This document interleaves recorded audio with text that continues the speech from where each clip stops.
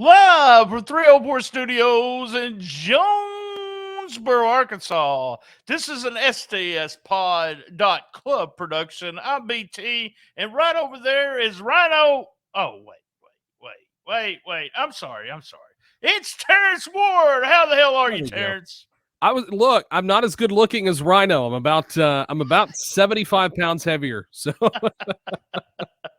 Let's just let him think he's good looking. So that's all I say. And then there's this guy that runs around on tapings all the time, looks just like him. Have you I know. noticed that? He's got a doppelganger, that's for sure. Definitely. All right, dude. You know what we do. So before we get started, I'm going to do commercials. The actual commercials that you do, you're going to hear stuff that I say that you've already said. So that's got to be weird. By the way, JB could not be with us this week. He said, F y'all. No, he did. I'm sorry. He just can't be part of it today. He was very, very busy. He does, as you know, he does Twitch full time, 7 to 5 every day. So he's very busy. So tomorrow, I know you're excited about this, Terrence. Spooktacular. There's also a costume contest. We have GANGREL and the Monster Cruel will be there. Am I pronouncing that right? Cruel? Yeah, Cruel. Okay. Yeah, it's Mads Kruger, as we know him as that alter ego, but it's Cruel is the name he's going by for the Spooktacular. All right, cool beans. And this is episode 644. This is Rocktober, so every week we get a new episode of the Record Store, and then we do Rollin Into Mempho. That's pretty much all we do in Rocktober. I just want to remind everyone about Patreon. Go to stspod.club, and in the right-hand corner, our counter, as we say it in the South, go ahead and you'll see the Patreon link right in the right-hand corner. Man, you have joined me a couple times to do this, but if it's the first time you joined us, every week we do hits, misses, MVP, question of the week. What do you want to see on next week's show and must see for this show? So, Terrence, I'm going to start with you. What were your hits? Oh, man. Another, and trying to speak completely unbiased as possible. A lot of good stuff. A lot of good stuff on this show. I love the good classic match between Brad and Ryan. It wasn't a lot of, pomp and circumstance. It was a good wrestling match, kind of a back to the basics, if you will, but it was entertaining because they were still letting themselves shine through that wrestling. Definitely enjoyed the Dustin birthday intro with Brad. I'll talk about my miss on that coming up in just a second. All right. I love the replay reels. I love being able to go back and I don't know why, but it just seemed like it was a quicker recap on these replays, that it was boom, boom, boom, showing the hard hits of that previous match. Yes, I love that. Yes. That's something new that I didn't see until this episode. So really excited about that. Which, talking about that, Brad getting that stunner off of that middle rope onto Ryan Rembrandt, amazing. And then the main event was, I'll talk more about that on the MVP and must see, but the main event, definitely match of the year contender.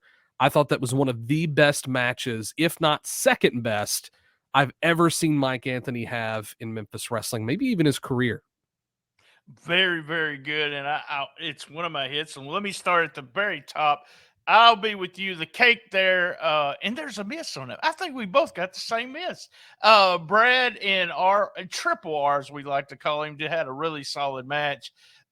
Trace Lee Hunt with Maddie, the American Baddie. I love that. I absolutely love it, and I like Trace on the microphone. Austin Lane returns, and also returning, it's Money Mart with Big Jack. I thought the Matt Williams and Austin Lane feud was over, but apparently it's not. So we'll see what happens there. Colton Cage against Derek King. I know you listen. You know I'm a big Colton Cage fan. We had Ray Sanders making a save, and I'm going to give a hit to Ray Sanders' punches. It's something that's missing in young guys. Almost when they're rookies, you don't see a good punch, but he has a good punch. And as you mentioned, man, match of the year. I actually texted that to Dustin as soon as it was over. Same. All Day versus Anthony versus Tony Nese. Excellent, excellent match. All right, man. What's your misses for the week? So I don't want anybody to think that I forgot about Austin and I forgot about Colton. No. That's but just what my misses were. Yeah.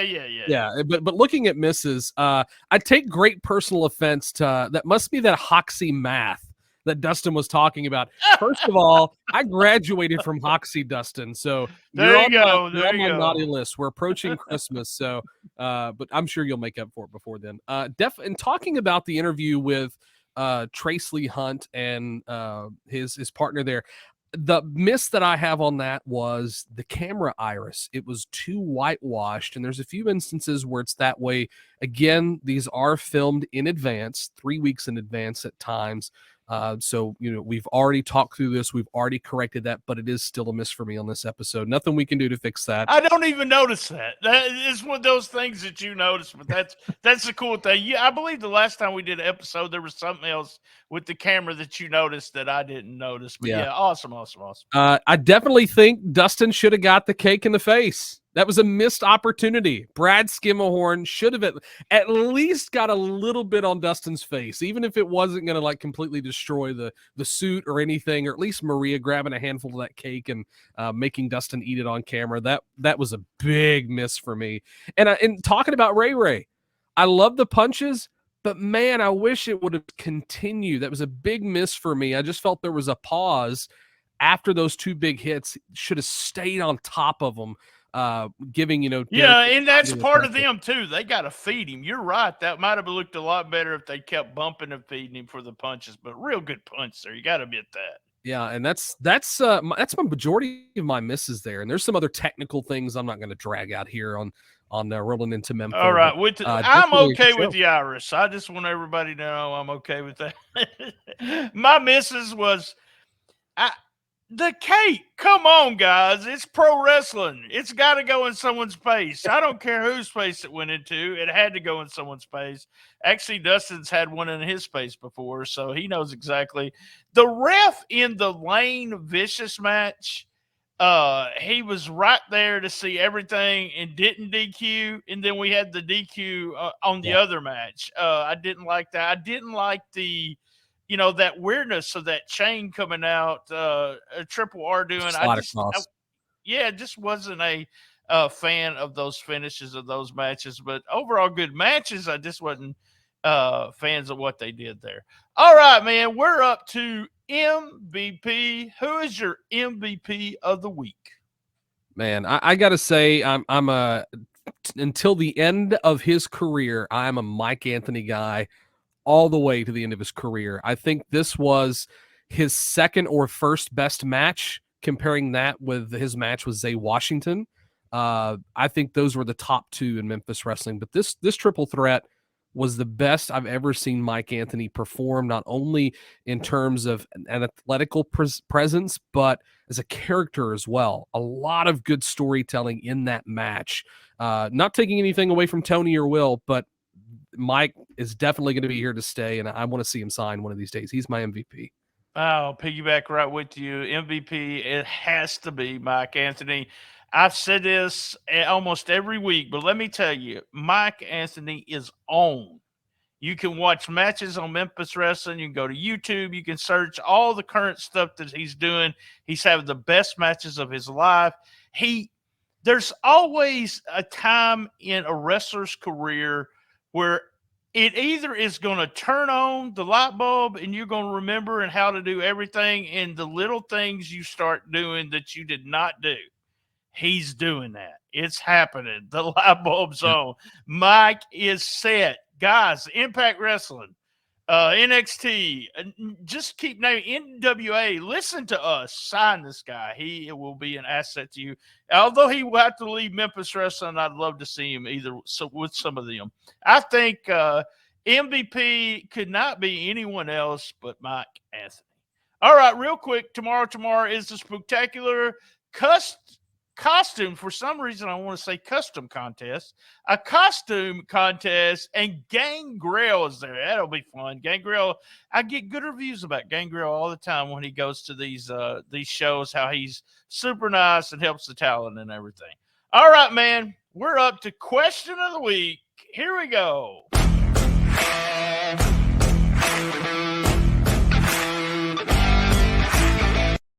All right, question of the week. Memphis Wrestling Fan 501, and that's wrestling, not wrestling.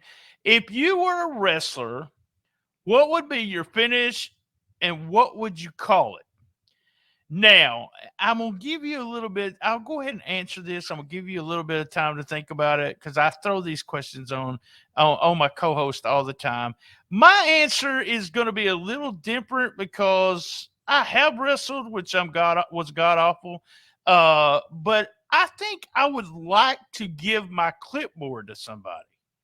I don't know if it would be one of those things where you actually slide it in the ring for a new manager, and I'm kind of giving the pat on the back for the new manager and letting them start using the clipboard. That's the kind of thing I think about. I don't ever think about wrestler and finisher because I mean, I'm just not athletic enough. The only thing athletic about me is my feet there, Terrence. So I don't know about this. How about you? If you were a wrestler, what would be your finisher?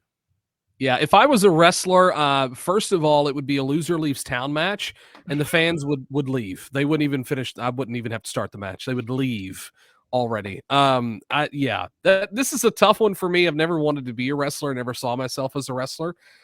So I just had to go with like the easiest way out on this, a sleeper hold. It's lazy, it's easy. Anybody can do it. I mean, it's a rear naked choke is all it is. Super easy. Anybody can do it. So there you go. Good question. Thanks a lot. Thanks a lot to Memphis Wrestling Fan 501. And remember, guys, we do this every week. Sometimes we have Sleazy E. Sometimes we have the one and only Dustin Starr. Sometimes it's just a JB. And this week, wow, we had Terrence Ward. Question of the week.